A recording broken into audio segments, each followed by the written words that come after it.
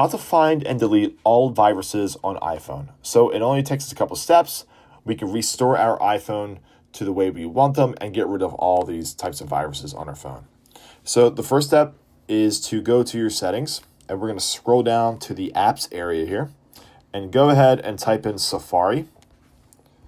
So with viruses, a lot of times it's with the websites that you're on and the browser that you use. So if it's Chrome or it's Safari, a lot of times that's where the viruses come from.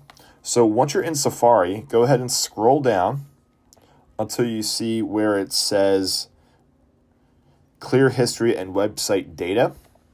So we can go ahead and clear all the history. So go ahead and clear history. That's just going to get rid of the history of your iPhone, of Safari, get rid of any bad sites or unsecured sites that you were on.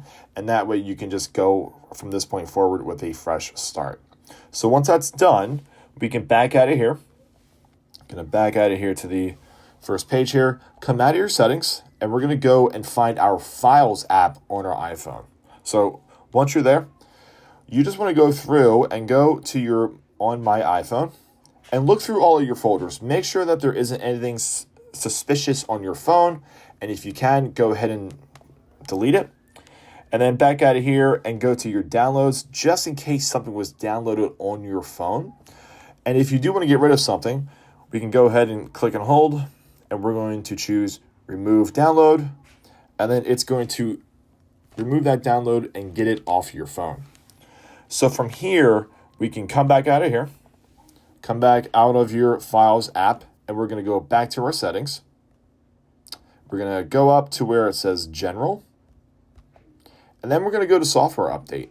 A lot of times, as silly or as easy as it may sound, updating your phone is going to fix bug fixes, and as you see here, it will have some security updates. So it's very important that you keep your phone updated to the newest version.